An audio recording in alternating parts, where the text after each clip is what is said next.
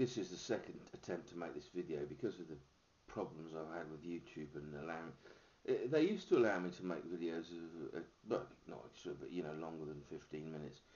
I don't like to make extraordinarily long videos, but this one went over that by a minute, and the expected Nico appearance, was 30 seconds, so it would just be rejected, so I've had to start again. Anyway, firstly, Marty, mate, you're an absolute star. Thank you very much. You really cheered me up, and I very much appreciate it. Secondly, Giacomo, happy birthday, mate. You know what I mean. Happy birthday, really.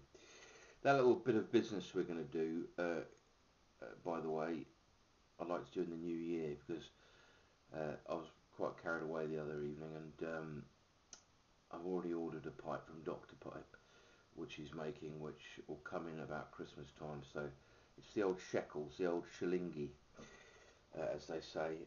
Anyway, I know, crack on. This morning I'm enjoying a bowl of early morning pipe by Dunhill, an old favourite of mine. I bought the last tin of it from White's, I remember, some time ago. He's never restocked Dunhill, actually, which is a shame, really, because I know quite a few of his customers enjoyed a tin of Royal Yacht and whatnot. Which, well, it's his shop, isn't it? But there we go. So he doesn't stock Dunhill anymore, so I have to order it from elsewhere. This one I bought about, I don't know how long Dunhill have been back. I bought it when Dunhill first came back, so if you know when that was, I think it must be over a year ago. So it's been sitting in my my tobacco larder, and I tried to smoke some of the stuff, I tried to get through it, but I've got quite a stockpile now, where various people have sent me things and whatnot, so yeah, but I do like it. Erin, Orlick, who make Erlenmore now, if that's right, blend Erlenmore now, they came up with an alternative. They obviously couldn't be an exact simulacrum of the early morning pipe, but it was a near as damn it, if you like, called Erlenmore Balkan mixture. I didn't think, firstly I didn't think a Balkan mix was in the spirit of Erlenmore. Erlenmore was a particular blend made by Murray's that was made up of leaves only from the Commonwealth and British Empire, or in those days the Dominions and whatnot. And it was okay, it was alright, but again, not as nice as the early morning pipe.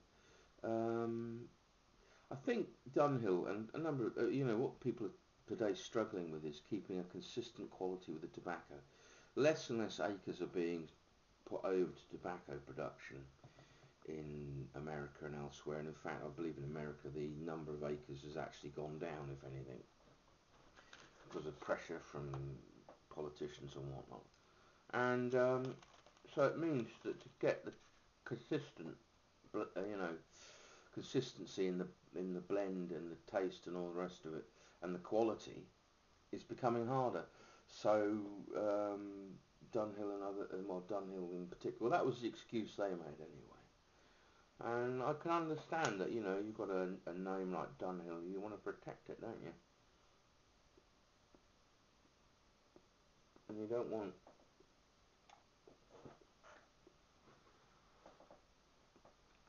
people that smoke it start saying this is not as good as it used to be. Though I think people do that anyway.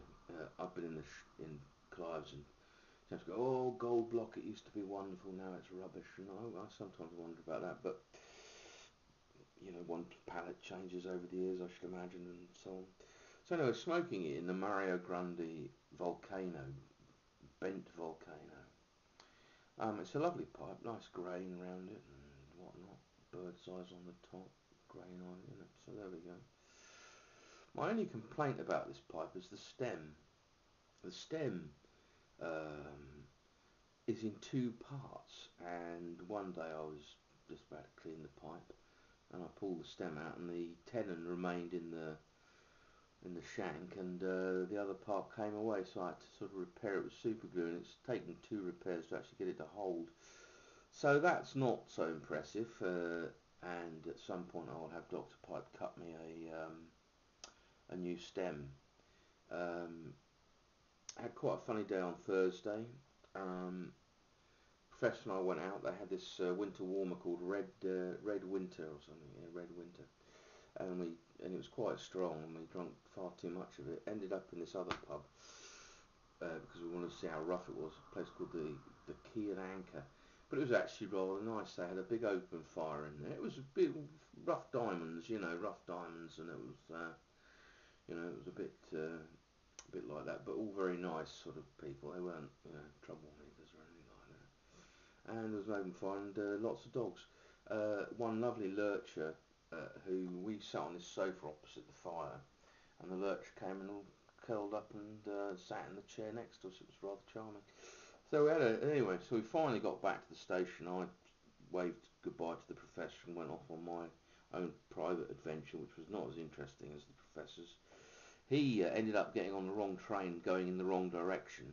Ended up in a place called Romsey, famous because it was the home of Lord Mountbatten, who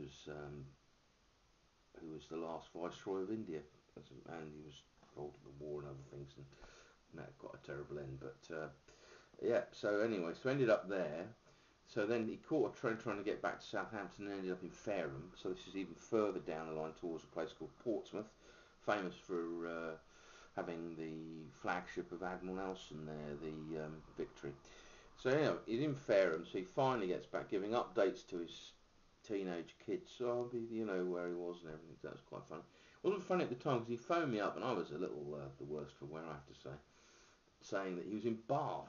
I'm sure he told me he was in Bath, and so I was quite worried about it. And then the next day he found out that no, he wasn't in Bath. So it wasn't a complete. So he got home at 10 o'clock and very apologetic to his children and all the rest of it. But there we go. What else has been going on? Not much really. I'm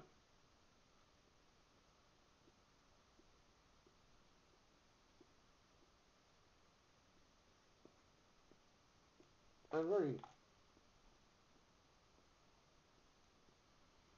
I was very grateful for everyone. I haven't responded to the comments. There's quite a lot of them, and it would probably take me months of Sundays to do it. So I'd like to thank everybody that left a comment on my last video. I felt it necessary to make that. I was so upset. I got about an hour and a half sleep that evening, and I was pretty cheesed off, as you may have noticed. But no, no, I was very grateful, and it meant a great deal to me. Which brings me to my final point. I just think that the pipe community, that wouldn't happen. Something as careless, if you like, as that wouldn't happen, because we do kind of know each other. We all sort of have conversations in either really or in typing comments and personal messages and sending gifts and pipes and whatnot. And it wouldn't happen in the pipe. And if it did happen, and it has happened, the people that do it, end up, usually closing out. Well, one fellow I think comes to mind, end up just shutting his site down. But he'd kind of, bought the wider YouTube world where rude remarks and unpleasantness is kind of the norm. And I think half the problem is, you're sitting in front of a laptop and you don't know people, so you just think you can say whatever you like. And it's acceptable, and I'm glad I'm part of a community where that would be jumped on very quickly, and I'm very grateful to everybody. Anyway, some snuff reviews that will be coming out. I bought some new snuff for the Professor, some Viking Spear. I've never heard of that one before. My smoking shop are doing it now, and one by Dalokia. I hope I've pronounced that correctly. Orange chocolate snuff. If it's anything like the Wilsons one, it would be very nice. But I used to go, when I was working in Brighouse, my day off was Saturday, and I used to go and umpire at a place called Burley on Wharfdale. And in the evening we usually go to Bradford for a curry, where if anybody's been there for a day, you can get fantastic curries for really nice and very cheap. Bring your own beverage, and I bought some Delakia stuff, and it nearly blew my head off. But thankfully, the professor would be trying this before me, so there we go. So anyway, early morning pie, Mario Grande. Fix your stem making, mate, because that was not a very good one. Yeah. Anyway, have a great week, and I'll speak to you soon. Cheers. Bye bye. Nico. Nico. Say hello. Still working? No. There we go. Say hello to everybody. Nico. He's as deaf as a post, you know. Oh, there we are. Hello.